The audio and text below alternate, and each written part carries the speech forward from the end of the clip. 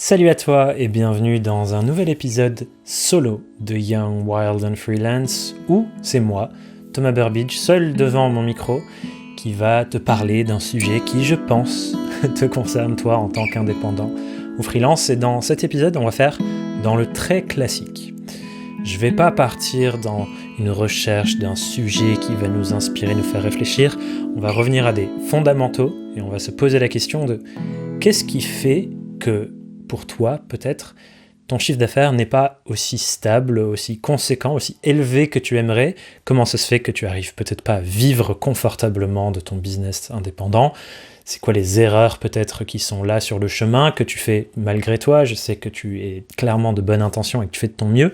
Donc l'idée, c'est pas de t'incriminer, mais c'est de voir qu'est-ce qui fait que le puzzle n'est pas encore totalement bien rempli, ou on n'a pas exactement trouvé le résultat de l'équation qu'on cherche à résoudre. Parce que je le vois, je discute chaque semaine, comme tu l'imagines, avec des dizaines, parfois des centaines de freelances, d'indépendants, de gens qui lancent un business seuls, qui sont du coup dans ta situation. Et je vois beaucoup de personnes qui galèrent à faire se rencontrer les deux bouts. Il y a des gens qui se lancent, plein de belles intentions, qui ont envie d'aider les autres, qui ont des super projets, des superbes idées, des cibles définies, qui ont envie de faire les choses bien, mais ça marche pas totalement. Il y a un truc qui prend pas, la sauce ne prend pas. Des fois, il y a des signes positifs, puis ça retombe. Donc des fois, il y a des personnes qui tombent dans cette situation un peu classique des montagnes russes de chiffre d'affaires. Ça monte, ça redescend, ça remonte, ça redescend. Et du coup, si tu es dans cette situation, c'est difficile de te projeter dans le futur, c'est difficile d'avoir de la confiance, de l'assise, de te dire c'est bon, les choses vont bien se passer, il y a un truc qui commence à prendre. Donc cet épisode, il est pour ces gens-là. Même si tu n'es plus dans cette situation, il y a peut-être des choses que tu vas apprendre de ça. Et mon envie, mon idée, c'est d'essayer de voir ensemble, d'ici la fin de l'épisode, tous les dilemmes un peu irrésolus qui sont encore là dans ton quotidien d'entrepreneur, toutes les équations que tu n'as pas encore réussi à... Ah, ça y est, j'ai trouvé la réponse. Donc on va explorer un peu tout ça. Et l'idée, c'est que tu puisses cheminer dans ma pensée avec moi. J'ai très peu préparé cet épisode, on va vraiment être dans un exercice de cheminement de pensée pour essayer de commencer à détricoter ces nœuds, à défaire un peu les nœuds qui peuvent te bloquer. Donc il va y avoir 5 chapitres, ils vont être très simples, et je te propose qu'on rentre dedans tout de suite. Avec le premier chapitre, qui est le chapitre sur le dilemme de la cible. Et je sais, tu te dis certainement, oh non, on recommence avec cette histoire du client idéal, de la cible, de l'avatar, j'en ai marre, on me parle tout le temps de ça. Et c'est vrai que c'est, je pense, le sujet le plus discuté dans les sphères entrepreneuriales, parce que c'est le sujet le plus important, la base de la base. Pour qui je suis? Pour qui est-ce que mon entreprise s'engage? Pour qui j'ai envie de travailler? Qui sont les personnes pour qui je vais mettre mes efforts, mon intellect, mes compétences? Qu'est-ce que je vais construire pour qui? C'est la question de laquelle tout part. Tout part de la question pour qui. Et je sais que tu le sais. Je sais que tu sais que ce projet, le truc de la cible, il est important. Et en même temps, même si je sais que tu le sais, c'est le sujet sur lequel je vois le plus de freelance faire fausse route, se raconter des choses, se convaincre de choses, non, c'est la bonne cible, etc. Alors qu'en fait, il y a un problème de base. Et je le vois aussi, encore plus, je crois, auprès des indépendants, des freelances, solopreneurs, entrepreneurs, qui ont des valeurs engagées, en tout cas qui ont envie de contribuer des belles choses par leur activité, et qui du coup ont tendance à se tourner vers une catégorie particulière de cible, des gens qu'elles ont vraiment à cœur d'aider. Et souvent, quand c'est ce truc-là de la contribution qui traverse, il y a une tendance que j'observe, c'est pas 100% des cas, mais ça commence à être une tendance parce que je le vois beaucoup, où on se tourne vers des gens qui n'ont juste pas les finances pour bosser avec nous ou avec vous. On veut bosser avec des gens qui n'ont pas un rond. Ils n'ont pas assez d'argent pour investir sur tes compétences au niveau où tu le souhaites. Et ça, souvent, c'est le nœud qui fait que les freelances dans cette catégorie-là n'arrivent pas à vivre de leur business. Tout simplement parce qu'ils s'attaquent à une cible qui n'a juste pas les moyens. Et souvent, en plus de ne pas avoir les moyens, ils s'attaquent à une cible qui ne comprend pas l'intérêt de la discipline de la personne ou de l'expertise de la personne. Et du coup, ces gens, s'attaquent à une cible qui n'a pas les sous, et quand ils sont face à cette cible en discussion, ils sont obligés en plus d'éduquer et d'expliquer ce que je fais c'est important parce que nanani nananou, et ils sont là en train de faire de la pédagogie sur le rôle de leur métier. Et ça c'est un dilemme très difficile à résoudre. Quand on a une cible qui a peu de finances, qui a vraiment pas les moyens, alors qu'on aimerait beaucoup travailler avec eux, et je vous comprends, surtout si c'est par envie de contribuer à un engagement, par exemple, toutes ces personnes qui veulent absolument bosser avec des structures associatives, c'est génial, c'est formidable, mais c'est rare les personnes qui arrivent à résoudre l'équation où je bosse uniquement avec des structures associatives et j'arrive à vivre confortablement de mon entreprise. Ça, c'est difficile à résoudre, c'est pas impossible. Je pense qu'il y a peu de choses qui sont impossibles dans nos écosystèmes, mais c'est rare. Et après, il y a bien sûr associations et associations. Il y a des associations avec beaucoup de moyens. La plupart des associations n'ont pas beaucoup de moyens. Et après, il y a cet enjeu à l'intérieur de cette case de est-ce que les personnes à qui je parle sont éduquées sur l'importance de mon métier et de mes compétences. Si tu es obligé d'expliquer à quelqu'un pourquoi une identité visuelle bien travaillée, ou c'est pas juste un logo fait sur le coin d'une table qui est beau, si tu as besoin d'expliquer à quelqu'un pourquoi c'est important de travailler stratégiquement l'identité visuelle, en fait, il y a de grandes chances que ce soit pas la bonne cible pour toi. Tout simplement parce que quelqu'un qui ne comprend pas l'intérêt de faire les choses avec le niveau de profondeur que tu aimerais les faire, c'est pas quelqu'un qui va payer cher cette compétence. C'est quelqu'un qui va beaucoup négocier sur tes prix, qui va beaucoup négocier sur le temps que tu passes, qui va dire faisons plus vite, ou qui va négocier sur ta méthode de travail, elle va vouloir enlever des étapes parce qu'en fait elle comprend pas le sens de ces étapes. Et moi je me demande si tu te reconnais là-dedans et que tu te dis ah mince ça c'est moi, est-ce que t'es pas fatigué de ça ? Est-ce que t'es pas fatigué de devoir expliquer sans cesse, tout le temps, pourquoi c'est important de faire telle ou telle chose dans ton méthode de travail, pourquoi c'est important de bosser sur telle phase, etc. En fait, tu fais plus d'éducation que de faire ton métier, au final. Souvent, c'est ça que j'observe aussi. Donc le problème, c'est ça. Tu as une cible de clientèle qui te fait kiffer dans l'idée, ou qui fait sens, ou qui te nourrit dans l'idée, mais juste au niveau business, c'est une galère parce que 9 personnes sur 10 dans cette cible avec qui tu discutes, soit n'ont pas les sous, soit ne comprennent pas suffisamment l'intérêt de ton métier et de tes compétences pour investir dessus.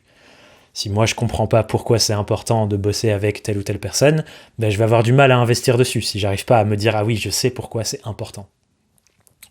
Et donc ça c'est cette première chose, je sais que tu l'as peut-être entendu beaucoup de fois, mais là je vais t'inviter à vraiment te questionner là-dessus et te dire ok, est-ce que je me raconte à moi-même des bobards ?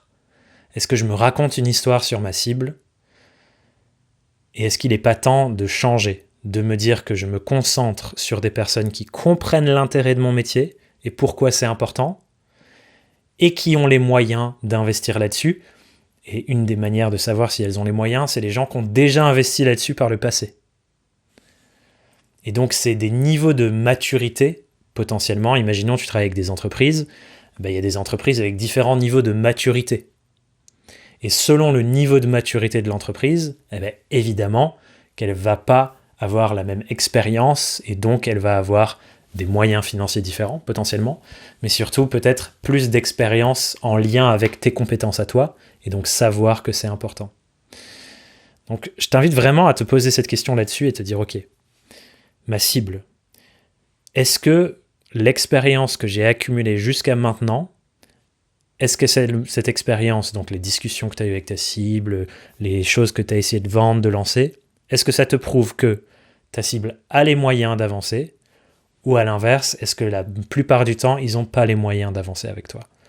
Et juste pose-toi avec l'expérience de toutes les discussions que tu as eues jusque maintenant pour voir. Et il y a quelque chose de très important que je vais dire ici. Il n'existe pas de script de vente miraculeux qui va faire en sorte que tout d'un coup, des gens qui te répètent régulièrement qu'ils n'ont pas assez d'argent, tout d'un coup achètent. C'est évident que la façon de présenter ton offre, elle change un peu la capacité d'investir des gens en face de toi. Si tu présentes ton offre pas du tout bien, évidemment que la personne, elle va avoir moins tendance à investir avec toi. Si tu arrives à super bien présenter ton offre, à valoriser la pertinence, à valoriser ta crédibilité, à valoriser les résultats qui sont possibles. Donc ça a un impact, comment tu présentes ton offre et ton marketing, c'est sûr. Mais c'est pas un miracle. Ça ne crée pas des sous dans un compte bancaire qui est vide.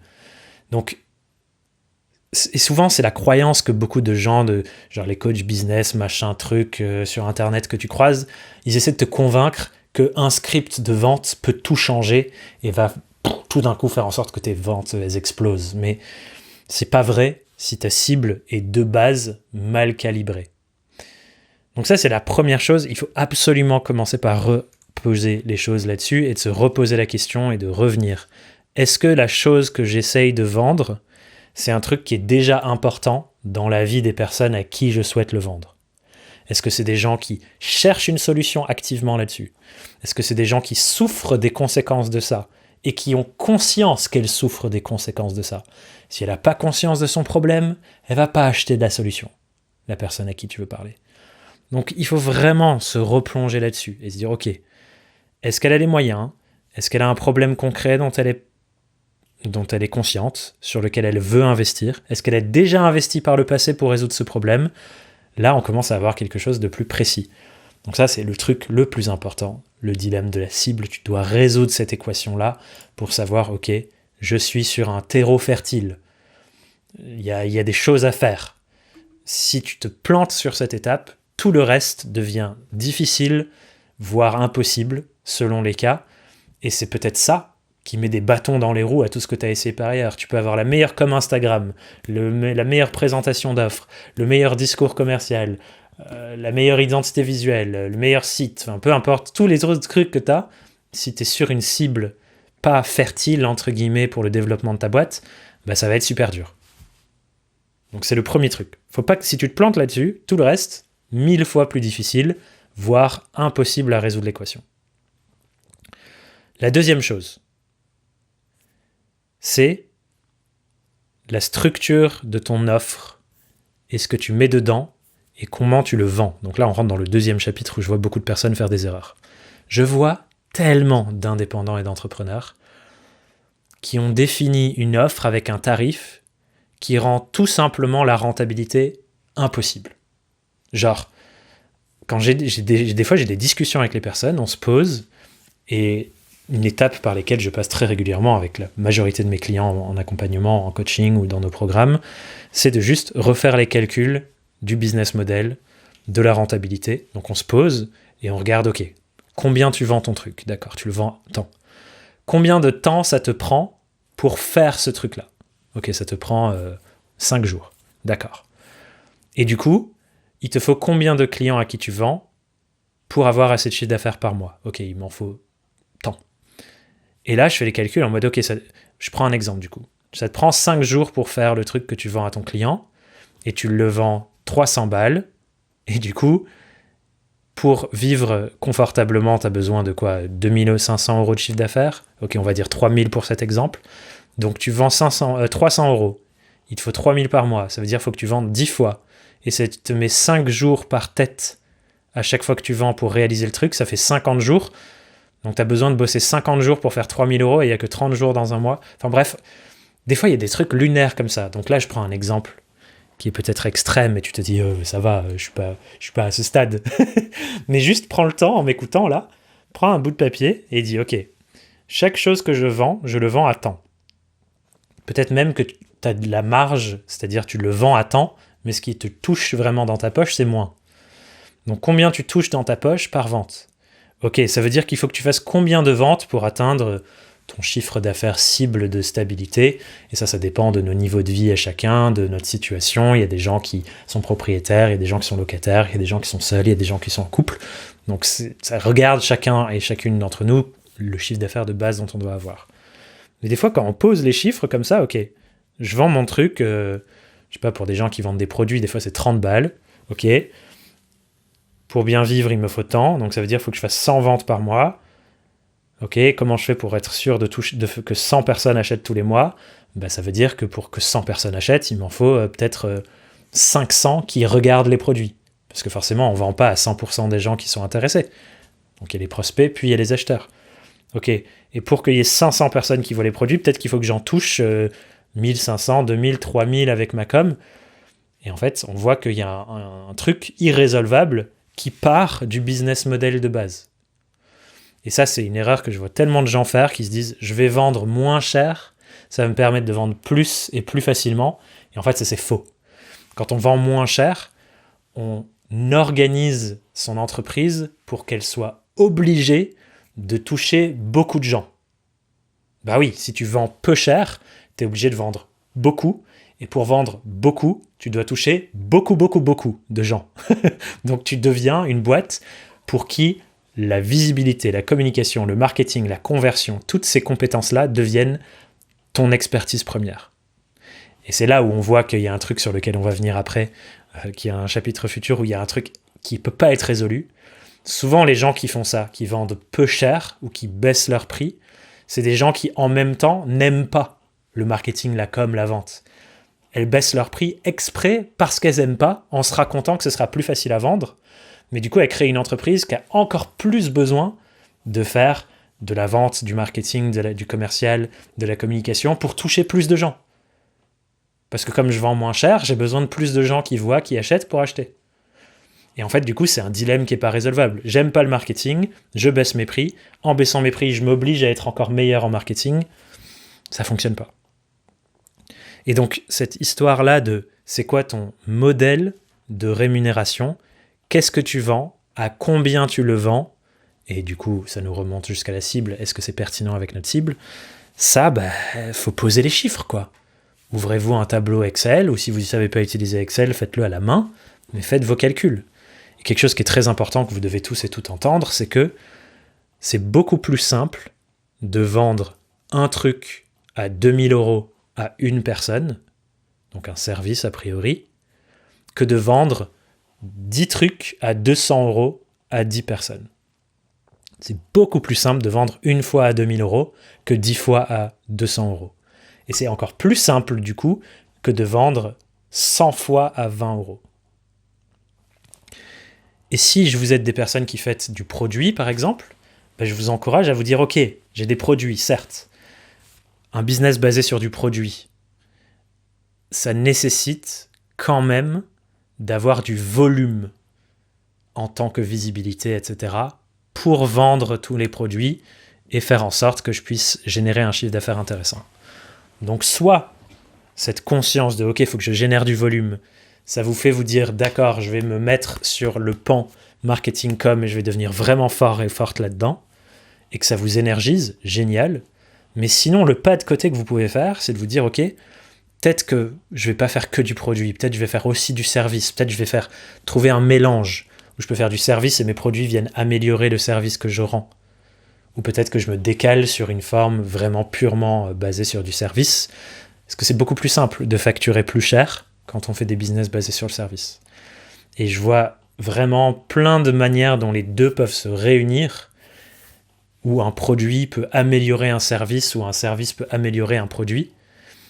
Et ça, je trouve que il y a un espace hyper vertueux pour réfléchir à ça, et trouver les endroits où ça se mélange, et du coup, c'est plus facile de vendre plus cher à des personnes qui ont les moyens, plutôt que de se forcer à faire un business basé sur le volume, parce que c'est difficile.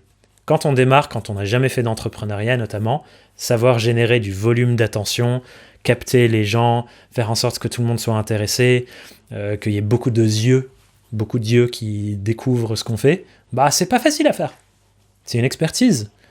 Et pour les gens qui n'aiment pas le marketing, vous n'avez peut-être pas envie de développer cette expertise particulière-là. Donc ça, c'est important. Il faut que votre offre, elle soit bien positionnée en termes de prix pour que ça vous simplifie la structure et la gestion de l'entreprise. Et selon votre appétence en marketing, vous tirez peut-être une balle dans le pied à faire des prix bas, d'autant plus que vous ne voulez pas être choisi parce que vous faites des prix bas. Si vous êtes choisi parce que vous faites des prix bas, du coup, vous allez attirer les personnes pour qui le truc le plus important, c'est des prix pas chers. Et ces gens-là, comme je disais avant, c'est les gens qui vont négocier tout et n'importe quoi.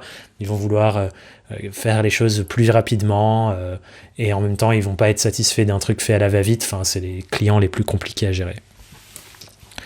Un autre truc qui est important sur votre offre, faut pas non plus que vous ayez une offre fourre-tout, hyper générale, qui vous permet d'être comparé à tous les autres et tout le monde. Ça, c'est quelque chose que je vois aussi comme erreur. On a peur de se tromper. Du coup, on copie un peu ce que les autres font.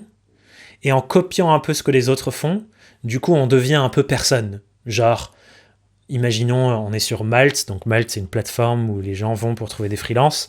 Si je propose la même chose que tout le monde, bah du coup, je suis remplaçable par le freelance juste à côté de moi sur Malt qui propose la même chose. Et du coup, on est obligé de rentrer dans une guerre sur les prix. Du coup, les trucs un peu fourre-tout où je fais tout et rien à la fois, et un peu pour tout le monde, c'est pas une excellente approche pour démarrer. Si vous n'avez pas, encore une fois je répète, le but de cet épisode c'est pour toutes les personnes qui n'ont pas encore une forme de super stabilité, le revenu il n'est pas récurrent, votre chiffre d'affaires des fois il y a des trucs comme ah ouais c'est bon ça décolle, et après ça se casse la gueule et c'est pas régulier. Avoir un truc très concret pour des personnes particulières, une offre particulière, un truc différent, c'est une bonne approche pour arriver à faire ça. Encore une fois, tout ce que je vous dis dans cet épisode, il n'y a rien qui est obligatoire, il faut absolument faire ça comme ça, mais c'est des voies qui vous facilitent la tâche pour passer le premier palier et ensuite stabiliser à partir de là. Donc, attention à votre cible, attention au prix que vous tarifez vos offres et à ne pas avoir des offres fourre-tout où vous faites un peu... Si vous faites tout et n'importe quoi, la caricature, c'est de dire qu'un jour, les gens vont vous demander de venir faire le ménage chez eux et de laver leur frigo. Mais non, c'est pas ça votre taf. Vous avez une compétence. Il faut que vous valorisiez ces compétences comme étant rares, comme étant utiles pour des gens spécifiques et que du coup, vous vendez quelque chose de spécifique. Troisième chose que je vois beaucoup trop de personnes faire dans ces premières phases avant la stabilité, c'est un enjeu de focus et de structure organisationnelle. C'est-à-dire, je vois ces personnes faire un peu de tout, un peu tout le temps, notamment par peur, parce que je sais pas ce qui marche, donc j'essaye un peu de faire tout. Et du coup, quand on fait un peu de tout, un peu tout le temps, ben on fait rien, en fait. C'est-à-dire qu'on se donne pas les moyens de faire les choses bien. Et encore une fois, c'est souvent par peur. Tout ce que je vous liste là, c'est souvent j'ai peur de trop m'enfermer, donc je fais la cible la plus large possible et du coup je parle à personne. J'ai peur de mal faire, donc je fais une offre qui ressemble à toutes les autres.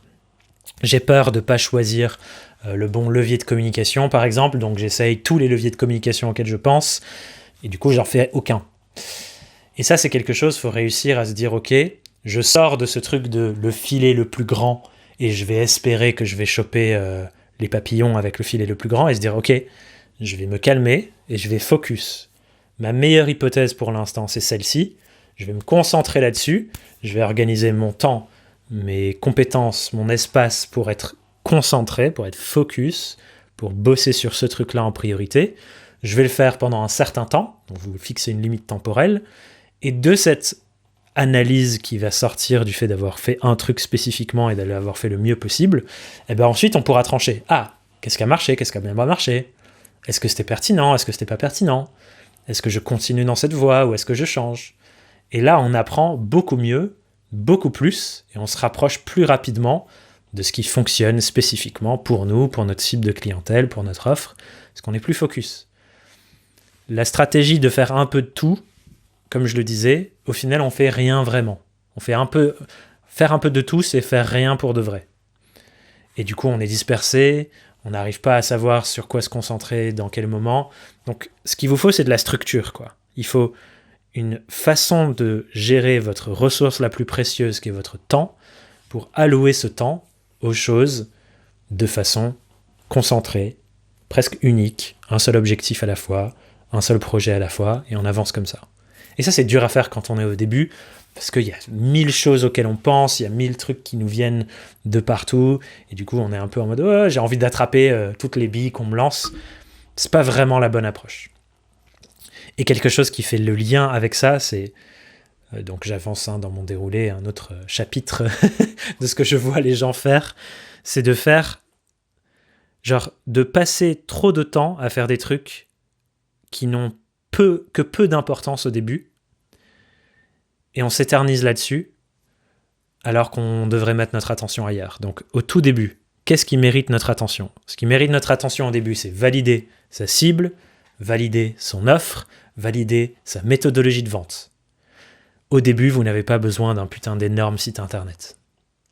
Et ça, quand je vois les gens se lancer, passer 3-4 mois sur leur site internet et se dire non, j'attends d'avoir mon site internet pour tout le reste, vous êtes juste en train de perdre du temps et de bouffer votre chômage, de bouffer votre argent de côté en retardant le moment inconfortable. Souvent, c'est pour ça. On aime bien faire son site, ces machins-là, tous ces trucs du début, parce que c'est plus confortable que de se frotter à son marché, que de se frotter à proposer des trucs.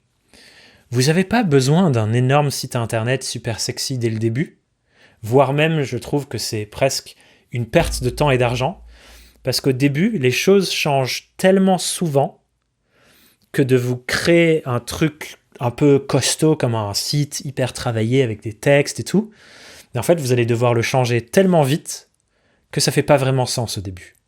Au début, vous pouvez clairement, et j'ai tellement de preuves de freelance qui ont fonctionné comme ça, qui n'ont presque jamais fait de site internet alors que leur boîte tourne super bien.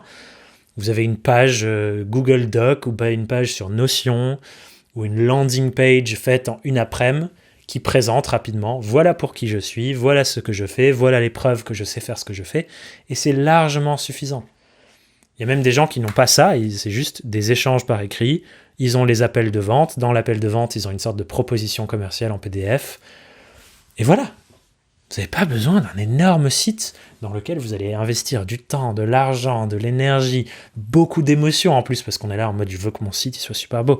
Au début, c'est pas nécessaire. Et du coup, je vois tellement de gens faire ce genre de gros projet beaucoup trop tôt. Beaucoup trop tôt. Et d'utiliser ça comme, vous savez, ce truc de non, mais je suis en train, genre, c'est une excuse interne.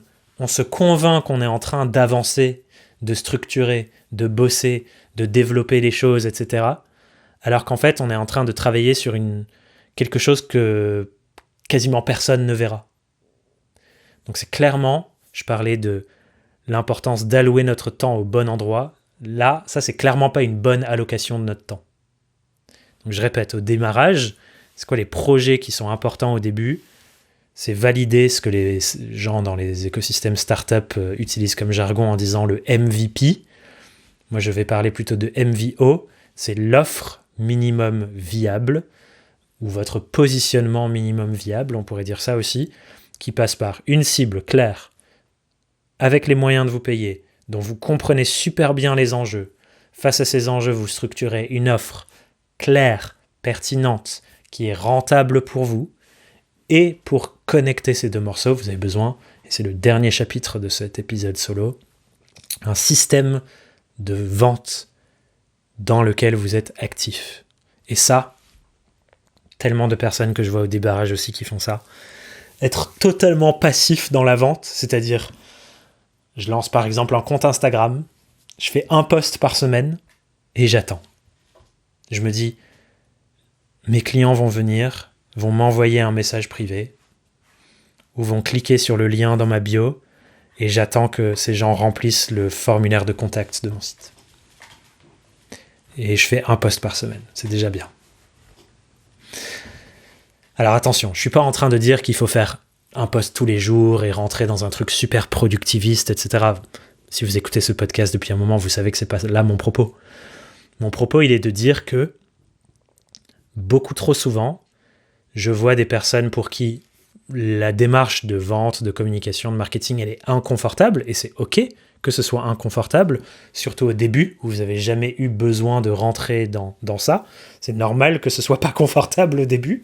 Encore heureux, sinon ce serait facile pour vous et vous ne seriez pas en train d'écouter cet épisode.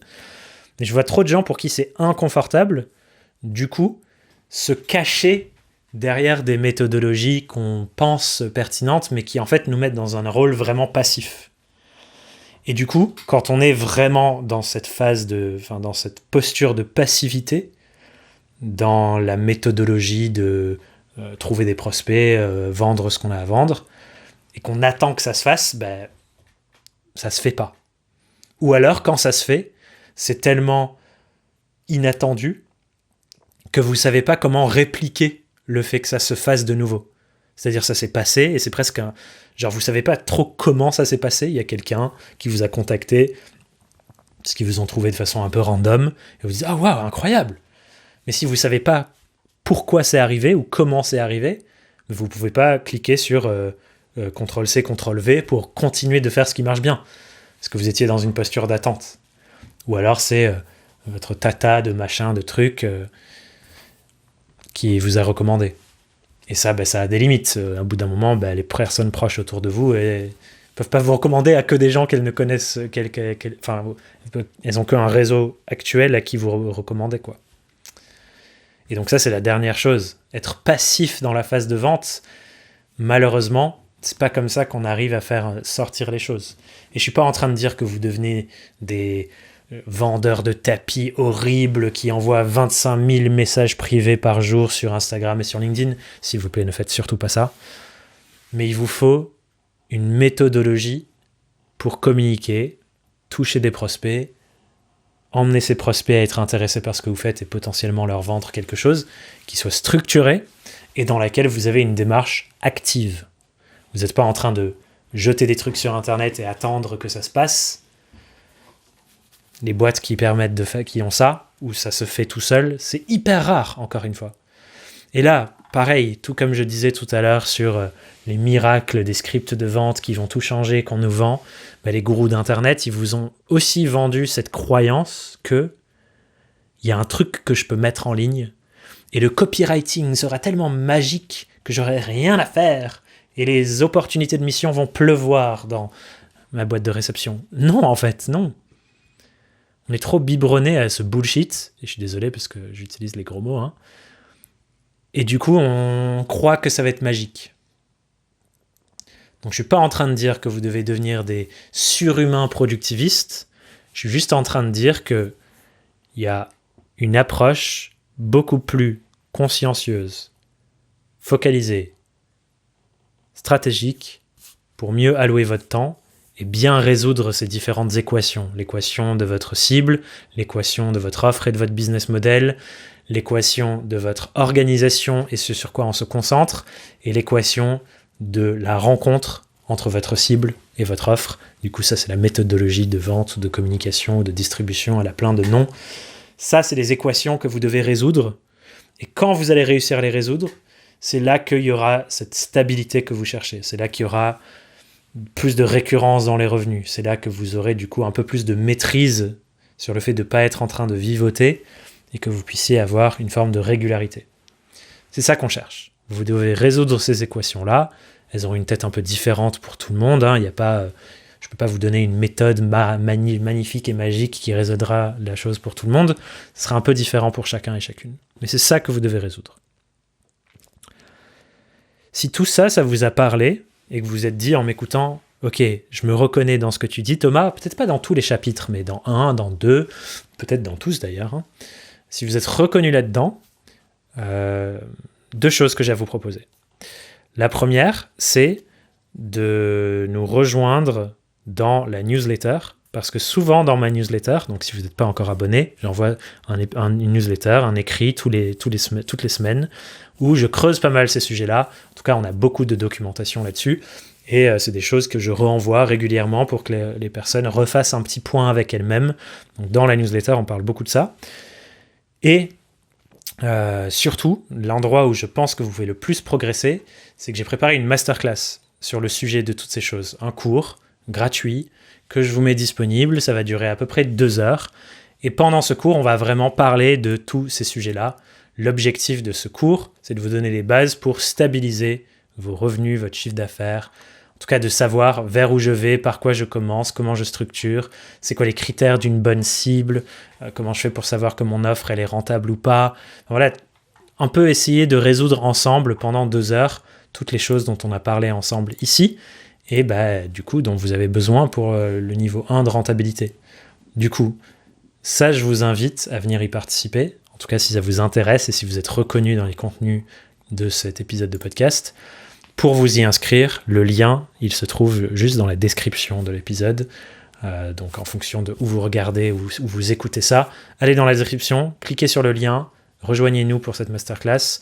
Soit vous l'aurez en live si vous écoutez l'épisode à sa sortie, soit vous aurez un replay sur le même sur la même page. Comme ça, vous pourrez le regarder tranquillement dans votre coin et structurer le début de votre réflexion pour enfin stabiliser la barque et enfin vivre dignement et confortablement de votre business, parce que clairement, vous le méritez. Je sais que beaucoup de gens qui écoutent cet épisode, on vibre sur les mêmes valeurs, les mêmes engagements pour le monde, et j'ai envie que vous puissiez vivre beaucoup plus confortablement et dignement de votre boîte. Donc voilà, regardez ce cours, 2 heures ensemble, on va faire tout ce travail de fond pour résoudre les dilemmes dont on a parlé dans cet épisode.